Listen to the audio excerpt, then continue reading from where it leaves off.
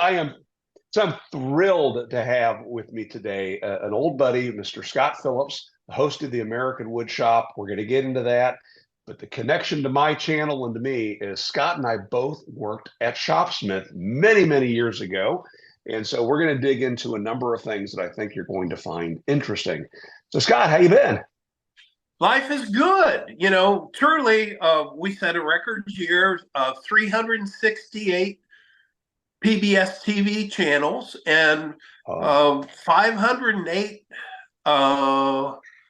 stations, and we're on YouTube TV 24/7 free with past episodes and current web extras, interviews with people that are guests on the show. wow. Had over 600 guests, including you, Scott, Including which a was long one time of my ago. favorites of all time when we restored the Victorian clock together. And you know your stuff Yeah. as a horologist, let me tell you, So folks. yeah, so back in those days when I don't really talk much about on this channel, for 5 years of my life, full time, I was a clock repairman. And Scott connected with me after that. I had stopped that when I went to work with Shopsmith in '87. But when Scott left and started the TV show, he reached out to me and we did an episode where you were restoring an old clock as well as Yes, my building a replica, grandmother. or No, did you no, build a no. This replica? was the real deal. It was an original Victorian clock that my grandmother was given and that never ran. And you got it running. So how cool. Okay. See, I didn't tell you that. I Okay. didn't tell you that it was broken and hadn't run for almost a century, but you came in and No, you made it work. you didn't tell me that. I didn't. I didn't realize that. So, all right, you've had this TV show since the early '90s, is that right? Can you give us some Right, background on that? right. We produced the pilot with Delta Machinery in Pittsburgh about a new wood lathe that they were bringing out. And I said, well, look, you need a training video because Shopsmith was selling some Delta equipment. And so I Okay. was in charge of all allied products at Shopsmith. If it didn't have a Shopsmith name on it, I ran it. So I opened Okay. up business with Delta. They said, you're good on camera, Scott, because we did the scroll saw video. And they said, we want to hire you. And that gave me an exit stage right. And I Ah, went into John Fulker's office and said, hey, John, I'm going to try this TV thing because we took the pilot from the instructional video on how to turn a footstool, that's faceplate and spindle turning. yeah. And man, it went like gangbusters at the PBS conference. Everybody loved it. And I've been doing it for 32 years now. So having a PBS show, that just means, you show up, you film and you leave and all the rest is done for you automatically, right? No, no, what happens is because I own the copyright to everything that I've ever done, which is unusual on PBS. I Yeah. said, if I'm going to do it, and it's been very successful, but I haven't gotten rich doing this. I mean, my Yeah. wife, Susie, still's working. Go figure. Whoa, wait, she's the co-host of the show. Yeah. We Yeah. aren't getting rich. We're doing this because we love woodworking and love sharing Yeah. good ideas. And that's the way it's always been. And we have a lot of good underwriters. Delta Importer Cable started it. But today it's Woodcraft that's been with me for a quarter of a century now. Amazing. And they have been rock stars, solid people, amazing group. And it's a lot like Shopsmith because truly back in the golden era of Shopsmith, the people made the company. Yes, the Yeah. Mark V, the 500, the 510, all those special purpose tools, all the allied tools, Woodworking Unlimited, all that entered into Yeah. the fray. But at Woodcraft, it's universal woodworking because they aren't brand specific. They are covering everything in woodworking that's out there today. Yeah. And so Right. I'm working with the best of the best. And I love that. I mean, I really do. And I bet. back in the day, Shopsmith was the king of the mountain. I mean, Hmm. there were years where they were pulling in 200 million in gross annual sales.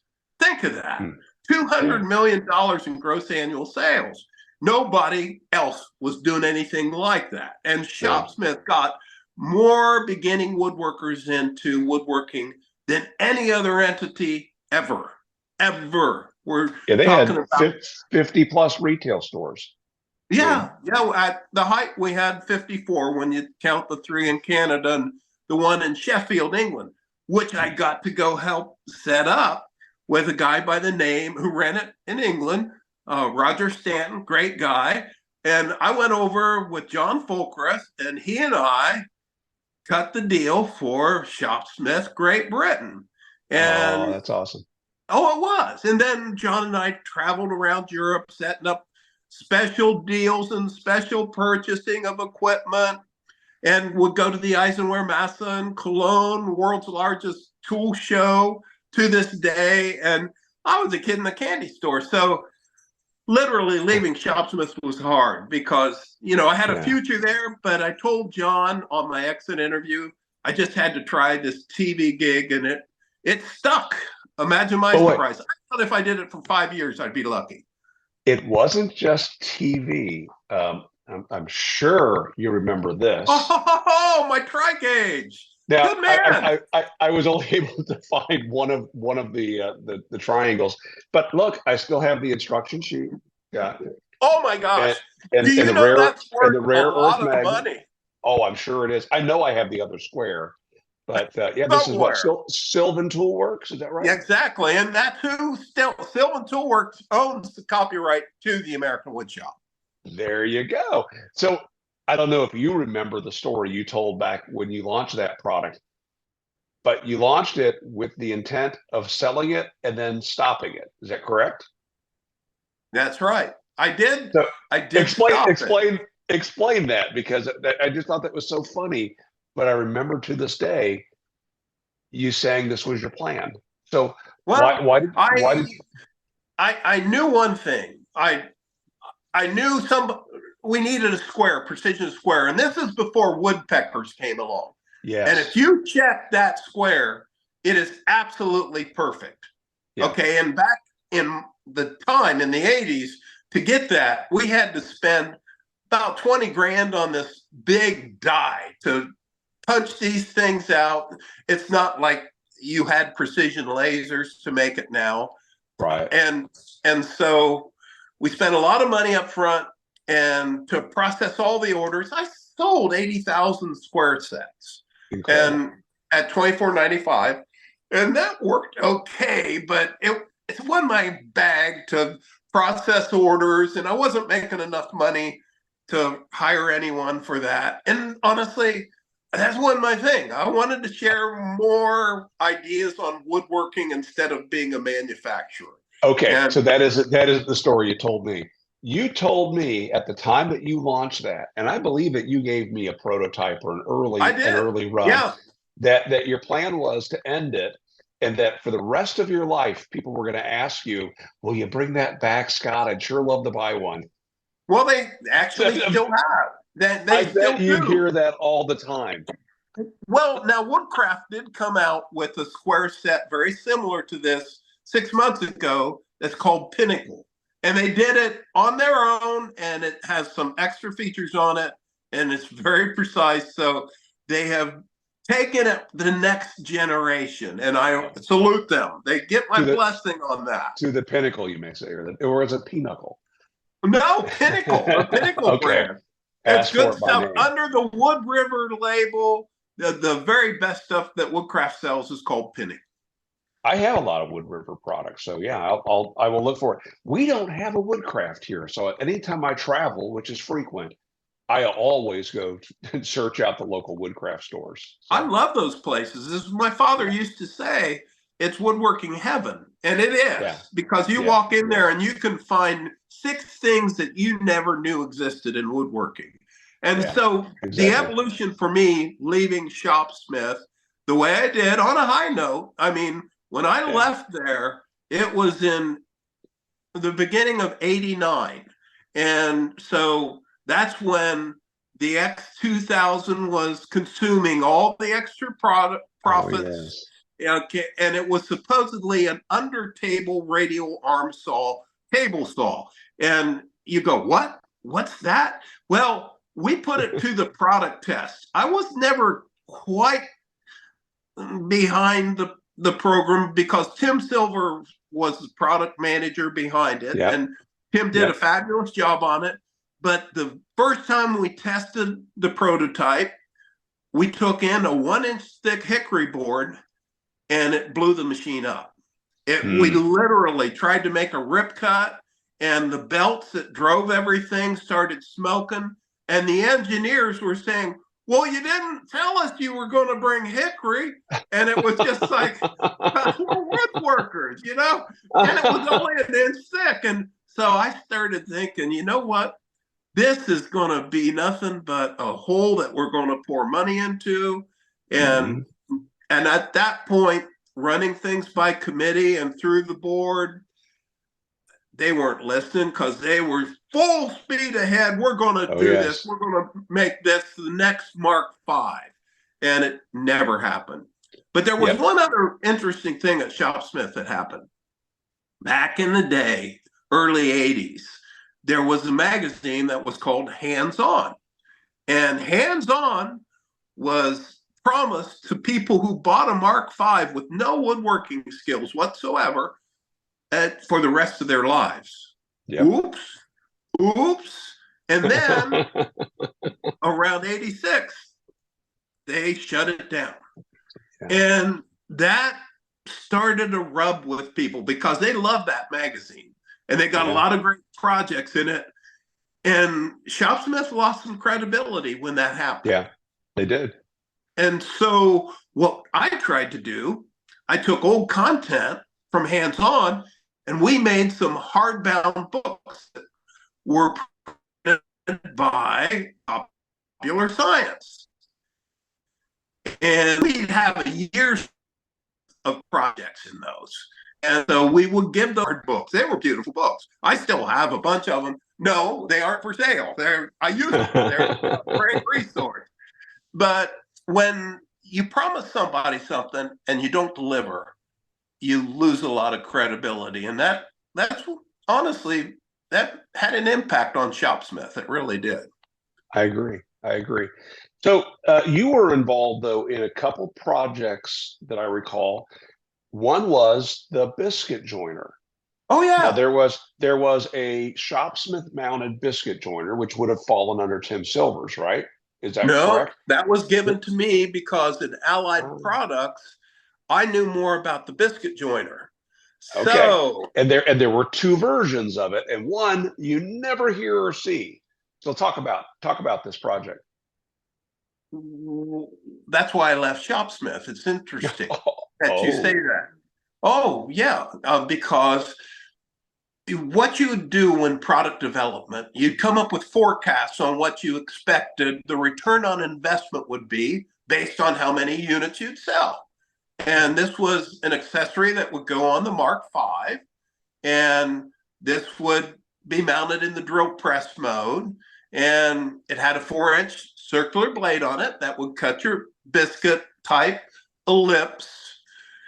Yeah. And I forecast 50,000 units in the first year at $119. So the president of the company said, and that was Barry, no, after we had designed it all, and I was in the boardroom talking about this major new release, and we were going to clear a couple $1 million profit on this based on $119. He said, we're selling it too cheap. We're going to make it $149. And Scott, you know me, I'm a passionate guy. And if I believe in something, I'm going to make a stand. Well, I believed in this product and in the price point. And I said to Mr. Heil, no. He said, what do you mean, no? I said, we're going to sell it at 119. That's what all the forecasts are based on, and the return on investment. He was very upset with me. He said, no, we're going to sell it for 149. And I made a stand. And I being a young, rash man, I said no several times more, maybe passionately, I don't know. And after the board meeting broke up, he found me in the hallway and he explained to me how I would never do that again. And the sense of calm Mm. came over me.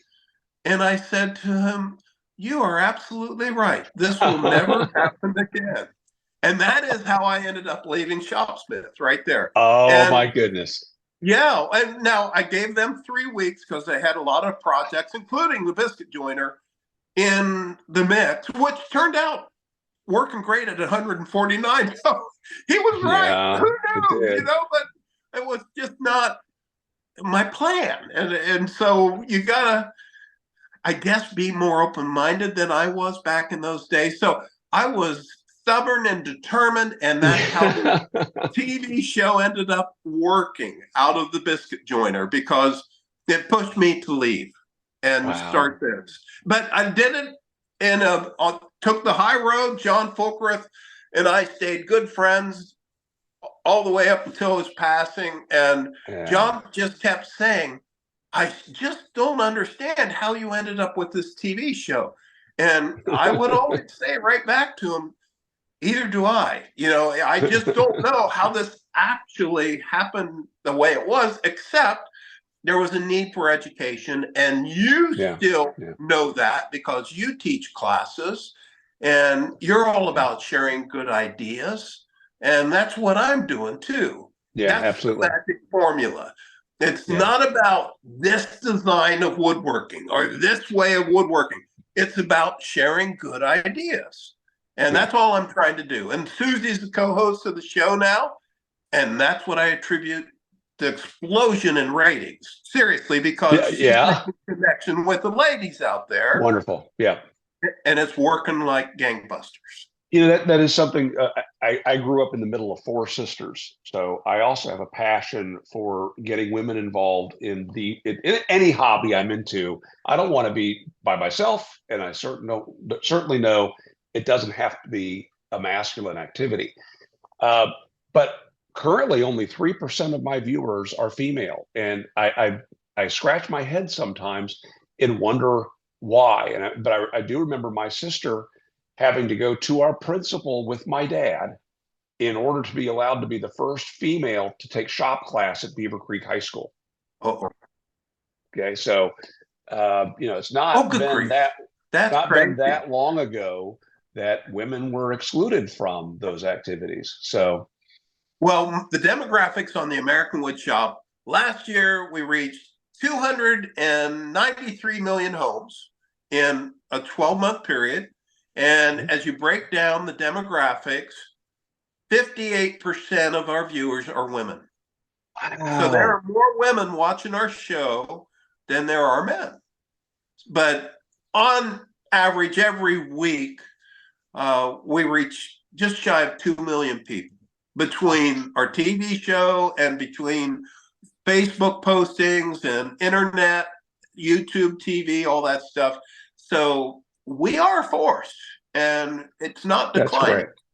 That's Yeah. wonderful. It may be because my channel is YouTube, and YouTube has in general, a larger male demographic. Maybe if I could put my YouTube channel on HGTV, that would make a difference or something. But I make promise this you, if it about was me. on PBS, it would make a difference. Yeah. I guarantee you that's true. But the one other interesting thing, we're starting to pick up young people. And when I say young people, believe it or not, 20 and younger, holy criminy, well, that demographic has exploded.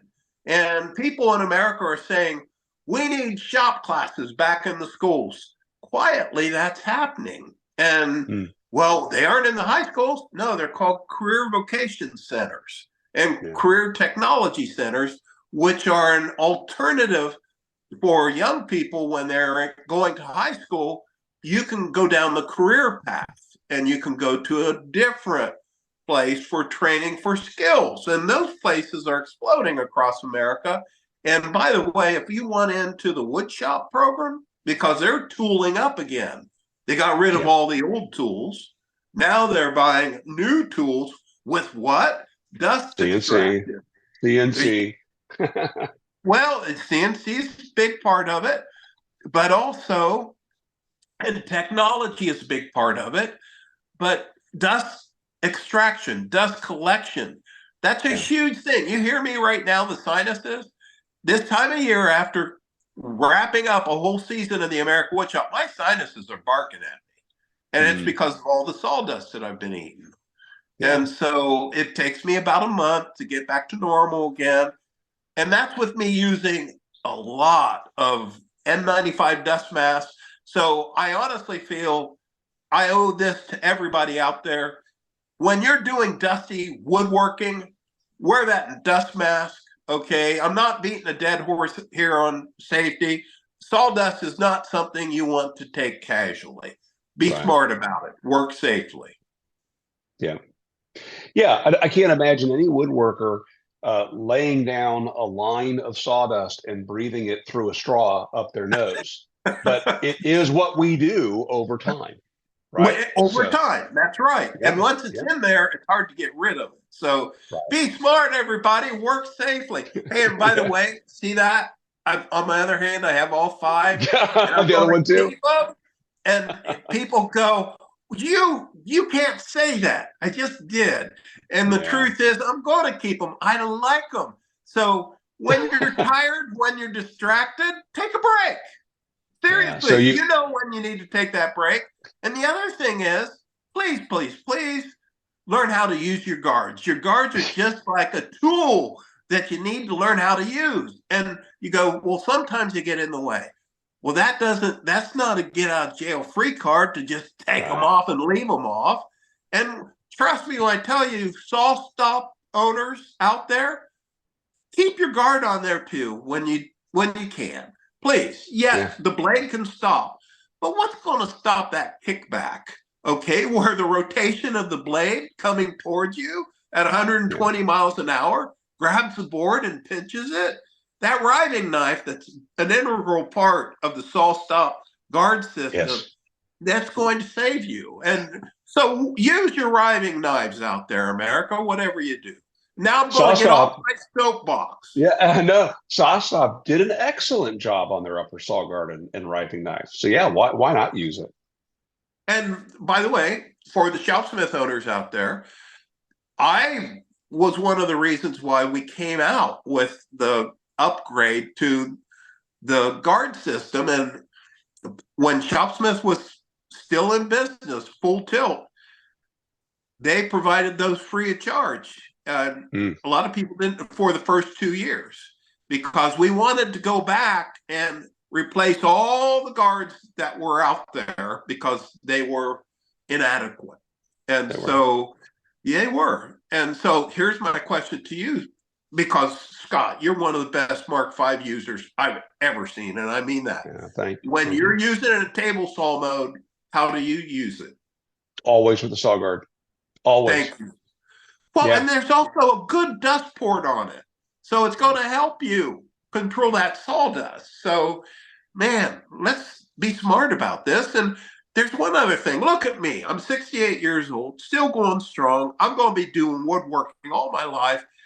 I owe it to young people and people of all ages. Please use your guards. You do that, you're going to keep them. Please. There's no Yes. reason to get hurt.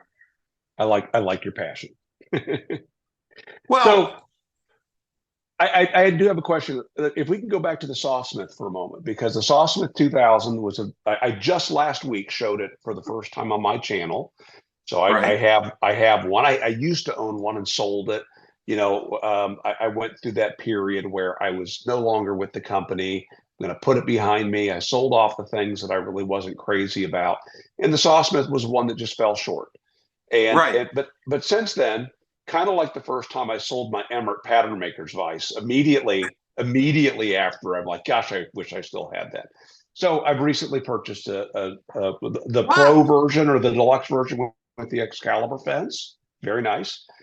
But I remember in some of your last days with the company, we were at a national sales meeting or managers meeting in Pinehurst, North Carolina, at the golf course.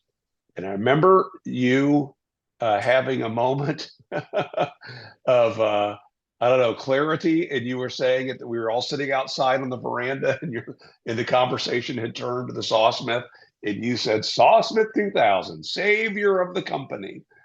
You knew some things that I don't think that most of us knew yet. And that was some of the limitations and some of the problems of that machine. Now, you've already mentioned how I'm sorry, I just went blank. The belt slipped. That's the problem. Yeah, The drive. you mentioned a weakness in the drive, but there were other issues in the very earliest days of that machine. When you grabbed a hold of that handle to pull it, if you moved it left and right, the blade moved left and right. You could dado with it, basically. Yeah. Yeah. Which, oh, hey, wait, we've just invented a new function on the multi-purpose tool. No, guys, it's not supposed to do that. And there were just too many moving parts. And they tried to get me to head up that project. That was a Tim Silver's project. Yes. And after Tim fussed with that, and we did a product launch, he ended up deciding to move on to Midmark, a medical cabinet company, which was a good move because honestly, there was just no way to do two things. First thing was take out the stack tolerance issues that were there with too many moving parts. By the time you added up all the variables on all the pieces, you were lucky if a cut was within 15 thou of what you wanted. Okay, lucky, and you had to do it a certain way. The other thing is, if you went over an inch thick on a hardwood, the belts would just start smoking. You know, it was like a pyrotechnic show. So didn't it ultimately become direct drive though? I'm trying to think. It did for a while, but the bad news back then, we didn't have digital variable reluctance drive systems. Now we could do something like that with DDR drive, but the direct drive induction motors back in that day had no torque. And so the issue on the Mark V and variable speed control was torque and horsepower, because we kept trying to figure out a way to add more horsepower to it and keep it at that 120 volt capacity. And we kept hitting the wall there. And so we thought, that's where we're going to lose a lot of customers when we take it to 240 volt. Okay, so we kept limiting the horsepower in the Mark V because it had to be 120. And then Jim McCann came out. Wait. So you're talking about even on the X6000 headstock, that project of trying to get. That's right. That's right. So you would have been coming on board. Yeah, it's horsepower, which, you know, when you're looking at a little under a horse and a half for the best 120 circuit, that limits a lot of things, like drum sanders, like planers, smaller cutter heads. I'll drive it all day long. But, you know, there were some other issues with Shopsmith products, like how do you track a blade on a Shopsmith bandsaw? Oops. It was a little bit inadequate there. It's just like, how do you track a blade on a Shopsmith bandsaw? You figure out how that blade is wanting to be fed, and that's the way you feed that blade at that tension in that moment. Exactly. So it was a good little saw. Okay, don't get me wrong, but it needed tweaking. And instead of fixing that so we could track it and really make it from a good little saw to a great saw, we went down the road of, we want more for everybody. We want the X2000 table system. We wanted, good grief. And before long, we were just doing way too many things and not taking care of certain products. That little joiner, holy cruddy, that was a great little joiner, but it needed some tweaks on it. Can you imagine if we put a helical head on that little rascal? Oh my goodness. And see, if we would have stayed in business, because remember, when Shopsmith hit the skids, it was a money problem because the X2000 ate up all the profits. And that's when Woodcraft bought the 13 most profitable stores, and those Shopsmith stores became Woodcraft stores. That's right. Like the Texas stores, for instance, the Woodburn, Mass store. And those Shopsmith stores became the foundation to Woodcraft being a company that sells over 10,000 different woodworking tools today. And oh, by the way, being an instructor, and a great one at that, the beautiful thing is half of those Woodcraft stores do a fine job teaching classes. And a lot of those classes are free. Now, what about the other half of those stores? They're growing in that area with education. And that harkens back to what happened to Shopsmith when they stopped doing hands-on. Remember, we were going to always give you guys, gals, those Mark V, that wonderful magazine every year free, as long as you owned it. And when we didn't do that, what happened to education? We did teach some classes in some of the Shopsmith stores, but that wasn't our strength back then. Yeah, the academies dried up. Yeah. They all dried up. Well, they tried to spin them off, as you recall, spin them off as their own profit centers. And because remember, Casey opened up the academy that was down Poe Avenue a ways from the factory at one point. Sure. And then that got just really murky because, again, it was part of the Woodworking Unlimited push. And so you walked in there and there's a huge sliding table saw, which isn't at all like the machine I'm going to use at home and want to be learned, be taught how to use. So it was a shame. Well, it was a miss. Who was president back then? And it goes back to John Polkrith, because he was chairman and president there for a long time. And honestly, he was a visionary for seeing the value behind the 500, which is, by the way, the tool that my father trained me on when I was 11 years old. So I was raised on the 500. And then I had opened up a retail woodworking store with Hartzell Industries when the veneer plant shut down, called American Woodcrafters. And we started, number one, focusing on classes. And we'd fill up our classes in a little community of 20,000 people. We'd have 50 people coming to classes because we had really great instructors. I was one of them. I wasn't the best. The best of the best was Earl Richards. And so Earl really went into the hand tool side of things, and really he ended up taking that over. And then Shopsmith liked what I was doing with that store. And John got a hold of me and he said, "You need to come do this for us and expand our product line." And I said, "Well, I'll only do it if I'm only working on allied products." And my biggest issue was with the Shopsmith equipment. And I had some manufacturing experience because I used to make aircraft propellers at Hartzell's Propeller Division. So I was running all the latest machinery, metalworking tools, and all of that half the year. And the other half the year, I was getting timber. I could make more timber or money as a lumberjack for Hartzell's, who had a lumber division, than I ever did in the factory. But the factory job ended up winning out they offered me some bonuses, and I said, okay, I'll come. And that's when I decided I didn't want to work in a factory anymore. And that took me down the woodworking road. I got my degree in forestry from Michigan State and have never looked back. So some of my favorite days at Shopsmith, and it didn't happen enough, but was walking in the woods during lunchtime with you and Jim McCann. And you guys basically playing, stump the wood expert.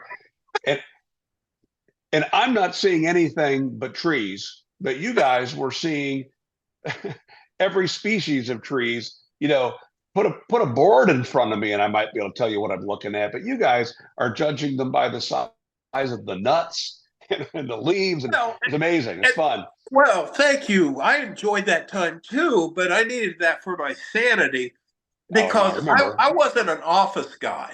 Here I Yeah. am working at the headquarters of Shopsmith in an office, nice office, with all the woodworking books of the world. The library that I had there, Yeah. I mean, I duplicated that, and it's in my wood shop now. So I've got over Nice. 2,000 books on woodworking. Yes, I know it's all available digitally. Yeah, that's okay. I still pick up the books. I like Yeah. that. And by the way, I'm writing a book, and the book is titled The American Woodshop, and it's called A Brief World History in Wood. Okay, Great. and you go, now wait, what's this all about? I have met thousands of people with interesting stories to tell in woodworking in the world. Amazing. And these are brief little paragraph long stories of the people like you, the people like Wayne Barton, Chip Carver, or people across the board that Uh, taught me Sam Maloof how to use the bandsaw, Rudy Asalnik how to turn. got a turn. Rudy was a rebel. He loved a certain cut with a bullnose chisel, and if you used any other technique, you were going to go someplace bad. And so I love working with those people. Scott, if you don't mind, indulging here. I was at a woodworking show in the Boston area working for Shopsmith. It's the day before the show, and I'm just practicing with my skew, just going back and forth over that sugar pine, right? And this little old man walks up, and he's standing there looking at me, and finally I stop and was talking to him a little bit. And he said, "What's that tool you're using?" I said, "Well, it's a skew." Because how do you use that exactly? And I'm showing him how I use it and everything. That's really interesting. I said, "Do you turn?" "Yeah," but I don't use one of those. And then away he goes. And the next day, they introduce the main event, and there he is up on stage. And I suddenly felt like, this small. I had no That's idea I was. Rudy. That's Rudy. It He was didn't bother it was a revealing. gem. I love that man. He's long gone, but I've learned Yeah, so much from him. And see, that's the cool thing about still doing the show. We're just wrapping up season 31 and already working great. on season 32. And, there's no end in sight because the numbers keep going up. We keep waiting for the decline and then of station carriage and all that stuff. And I don't know why they're tuning in. Maybe it's to see Susie give me that look on camera like, try that again, because she does not like being on camera. She likes sharing good ideas with people, but you know how some people don't want their picture taken? Well, Oh, Susie yes, doesn't yes. want to be on video. No, I remember meeting Susie before she was ever in front of the camera, and when you started introducing her on the show, I thought, oh, this isn't going to work because I knew that very thing, and she's done great. She has. She really has. And I can't thank her enough for joining in because keeps it fun. It really Yeah, does. absolutely. You're in Piqua, Ohio still? Is that right? In Yep. Piqua? And we started a nonprofit called the Miami Sylvan Reserve because it's on the Great Miami River, and we're buying land on the river, and we're planting trees and putting out mountain bike trails for the Uh, scouts to take care of. And there will never be a building on any of this land, and it will be 100% tree farm, which means we're going to harvest timber. This isn't like, uh, oh, hands off. No, we're going to pay the property taxes with the timber harvest, and we're going to take care of this land, and we're going to keep buying more and more land on the waterways around here for a lot of reasons. Water quality goes way up. Trees are the best way to filter water and toxins for farm runoff. But on top of that, I just love heading out to the woods, Scott, as you alluded to earlier. And we just got to do a better job taking care of the timber around here. We're going to do it. so I had really one more thing I wanted to ask you, and I'm not sure how to ask you this. Just ask. I don't have any secrets. No, it's not that. It's just I'm having trouble putting it in the words. But did what about your life changed when you started getting in front of the camera and you're exposing yourself to the world as an expert or a searcher or whatever, however you would phrase what it Just is a you are woodworker. and Yeah, do. But also affiliating yourself with brands, right? With sure. Delta and Porter Cable Sure. back in the day, and with Woodcraft and all that. How do you deal with somebody who is essentially wanting you to make a decision for them? They're wanting you to weigh in on this strip sander they're thinking about buying, or biscuit joiner, or bandsaw. I mean, you know every single tool out there. And I mean, how in the world do you handle somebody trying to tap into your expertise when it comes to making a purchasing decision on tools? It's very easy. You listen. And people go, what are you talking about? How can you answer anybody's question if you don't listen to them? Yeah. And that's a big problem that I have with manufacturers today. They aren't listening to their customers in a major way. They're coming out with what they think it's going to work. Where's that product research? Where's that time in the wood shop? For me, the biggest thing is once I really understand what a person's making, okay, I'm going to figure out the most economical way for them to do that. Okay. And it's not how much money they have, it's how much woodworking you're going to be doing. What Mm. are you building? And what are you making? And once I understand that, I'm going to point them to the most cost effective way for them to do that. And, you know, I always say, and it's true, we know this, that man, it stings when you pay $200 for a hand plane, but there's not a $50 hand plane going that's worth owning.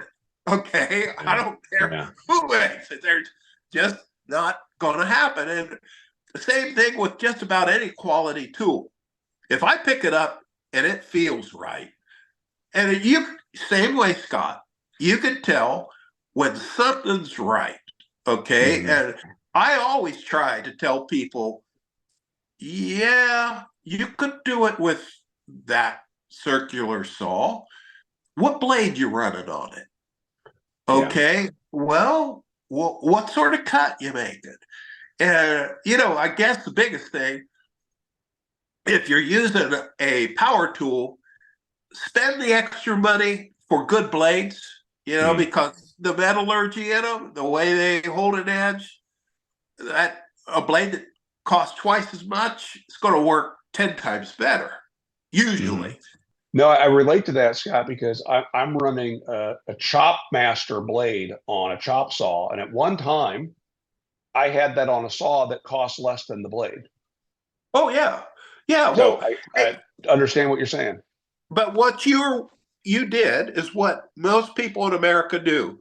They figure out what they have and they figure out a way to build whatever it is they want to build with what they have or with a Right. couple extra purchases.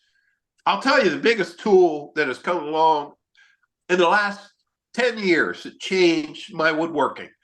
It's the Festool domino cutter. Holy Mm-hmm. criminy. You talk about a strong joint with that domino cutter. Now, there were some other early versions that came out where you could use a drill and a Right. I guide, have one of those. the Yes. beadlock. And I talked to those folks and I said, do me a favor, come out with a way that you can clamp it so it doesn't skate when you drill. And Mm-hmm. if you do, the world's going to be your oyster. He didn't listen. They kept Mm. on making the same thing, and you could not get the accuracy that the domino cutter gets. Okay, Right. and I'm pretty sure that they quit making that for Yeah, I think you're who right. knows reason. But you know, I'm always looking for a cost-effective solution, and I some of your listeners right now are going to go, "Oh boy, that Festool's not cost-effective." Yeah, it is Mm. because I use it every daggone month in major Right. projects. So if you're going to use it and you use it a Yeah. lot, it's very cost effective. Oh, And the other thing is it in the doesn't stretch. secondary market, you could sell that today and Oh, and probably get three-quarters of your investment.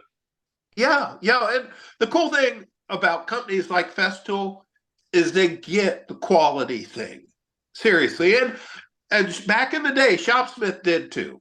They made a quality product, and that's why they're still around by the hundreds of thousands, seriously, and still getting good use. But use those guards, whatever you do. Exactly. And not too long ago, you had an encounter online with a influencer where you got roasted about the manual. Oh, good grief. I was just thinking, okay, when he was saying, I'm not going to read that. Well, geez, it's not going to take you that long to read a manual, and you're going to really know how to use it. So I guess I do run into this a lot where people go, well, I don't know how to use this tool. And very politely, I'll start to show them how to use whatever tool it is, because I could use them all because I've read the manual. Okay. Right. But I will get around to the point where I will go, now, did you read the manual? And 9 out of the 10 people have not. It's just like, well, I know it's around here somewhere. Okay, so honestly, I don't know what it is, but people have an aversion to that. Read the manual, it's there. And the Shopsmith manual will help you tremendously with whatever challenge you have. And you can typically download any manual and put it on your iPad or print another copy if you don't have a copy of it. I totally agree. I'm a manual reader as well. But you're right. That influencer, I think there was a bit of theater there. I could tell from my interaction with him that he knew more about it than he was letting on. So I think he did more than just peruse it. And I think he was trying to emulate those people in his audience that probably wouldn't take the time to read it. And with Shopsmith, especially with the Mark V, good luck. If you take no time to learn it, then good luck. Well, you got to have a hands-on instructor. Honestly, people say, I don't have those skills. How can I learn them? Take a class. And seriously, hands-on is key. Take a class, and you're going to learn so much. But man, if you could just find that extra little bit of time to sit down with that manual and read it, it's going to make a big difference. I knew it was time for me to leave Shopsmith when they were just desperate to make money to cover their losses in other places. And it was just like, come on, we need to slow down, take care of what we have. No, we need all these new products, because for a while we came out with some really cool things. Like that scroll saw was a good scroll saw that we had no business making, and we did. When we hired people to come in to tell us what we were doing wrong with product development, when we had that huge product development team, 7 people, Battelle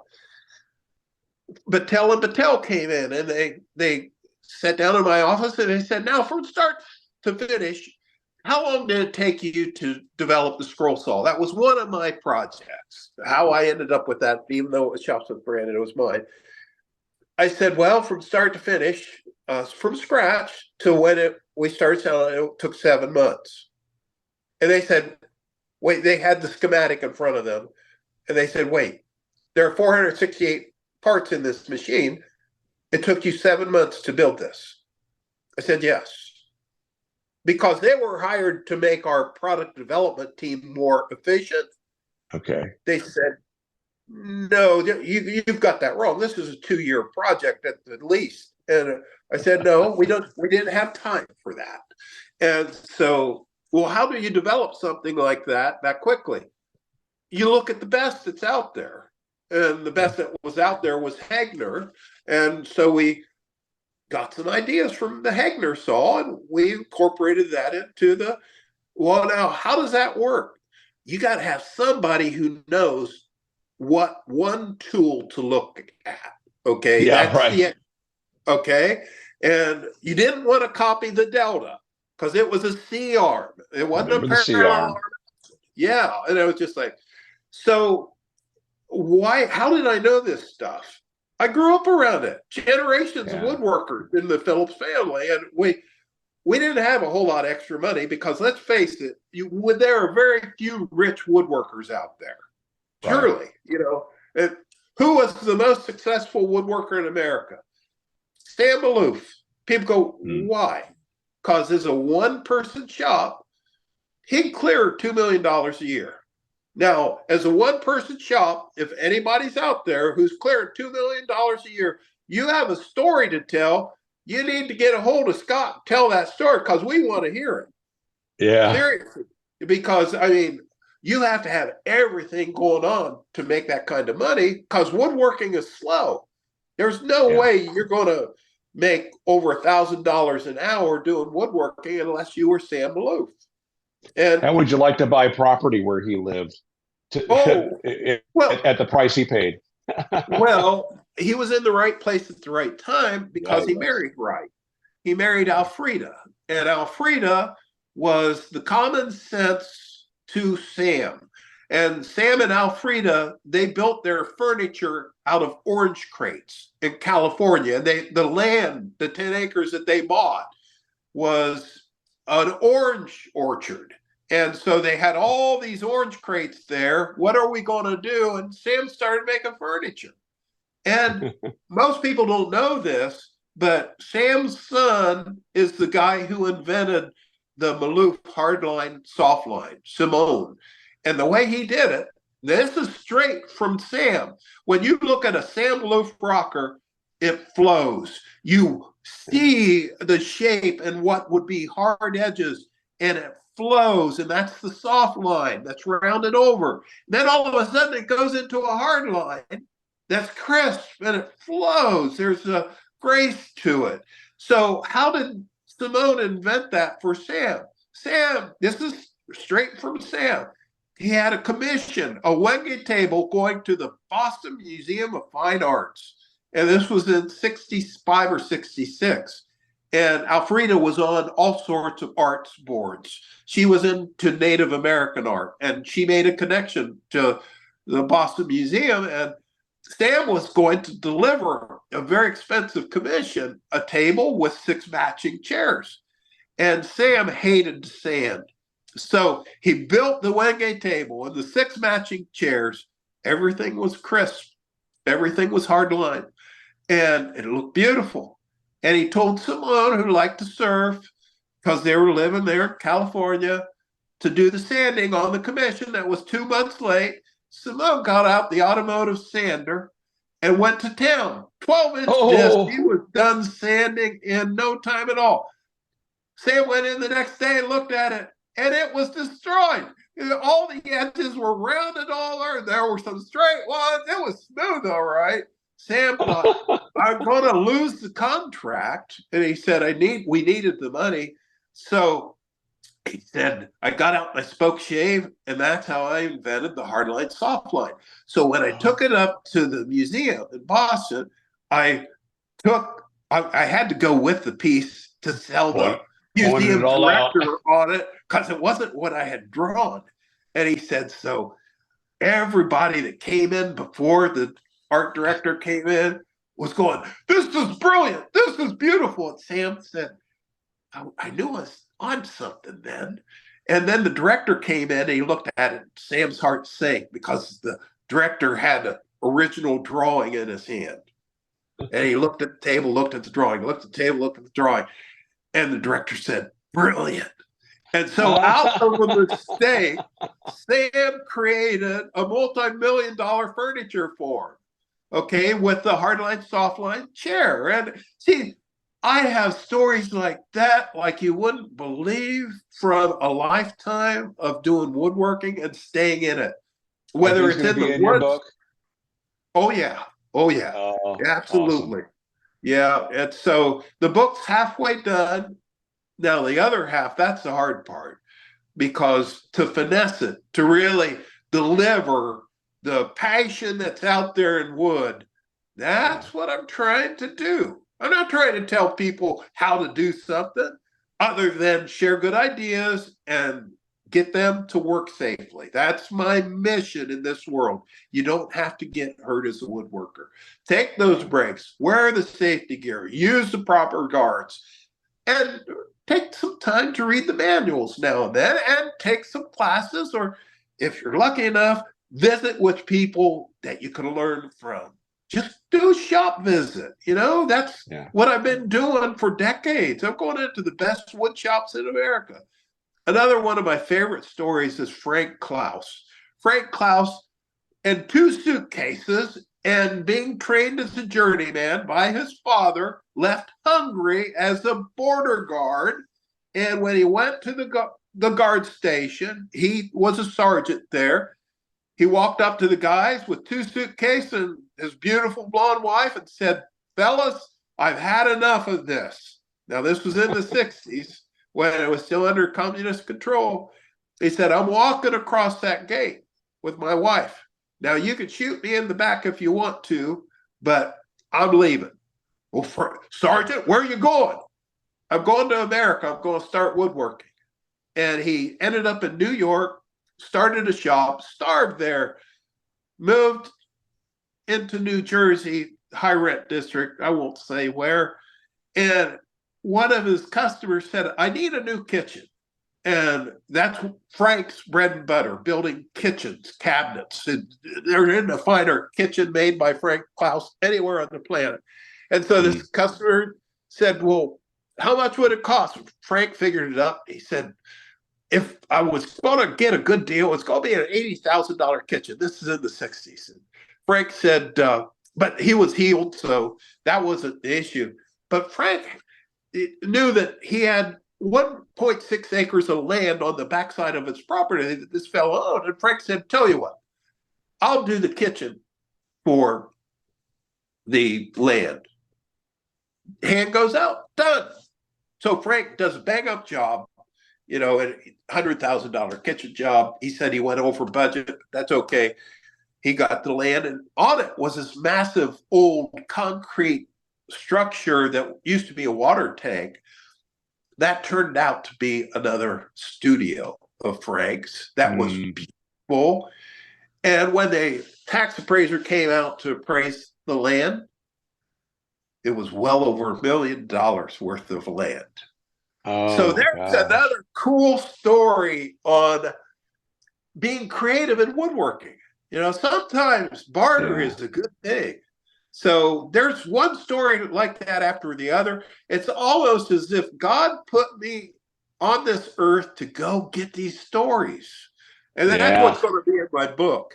No way in a million years would I have ever thought I'd be sitting here right now with a lifetime of unbelievable stories. And I've got them. Yeah. Probably the most important lesson I learned from Frank Klaus was when I was working in architectural millwork and production woodworking. There was an article in Fine Woodworking magazine about him or by him that they talked about every Friday afternoon. They stop, they sharpen their tools. Yep. They clean everything, blow out all the dust off, get everything vacuumed up, and walk in on Monday to a fresh shop. And we used to just, put everything down and walk out and start Monday, with the mess we left behind. And my goodness, did that change attitudes, the level of pride when you walked in on Monday with a perfectly fresh shop. And that I attributed that to Frank. And I also, to this day, whenever I need to strip a finish, I always remember the varnishing removering that he did in a Fine Woodworking video. Varnish removering. What was that? I don't remember. Oh, there was a wood finishing video that he did, and he talked about wood finish. Yes, right. Because he was in the first 6 videos that Fine Woodworking ever did.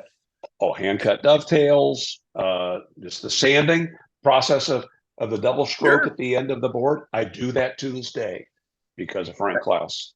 That's so cool. Yeah, to be able to rub elbows with Frank and Rudy and Maloof and you. I mean, my gosh, I'm a lucky man. Yeah. Well, thanks for throwing me in there. Yeah. Scott, you are not even close to being done yet, my friend. Oh, we that's count true. on you to keep banging that drum, sharing great ideas. You got to keep it going, man. All right, hey, we're gonna wrap it up. Scott, thank you so much for your time. Congratulations on continued success on the show. And again, I'm so impressed that your co-host has kept you on all these years. Walking the straight and narrow. Tune Yeah, in to see her line me out next week on the American Woodshop. My I hat's look off to you, forward. Scott. I look forward to your book too, Scott. We'll keep everybody informed on that. All right. In the meantime, everybody else, make it a great day.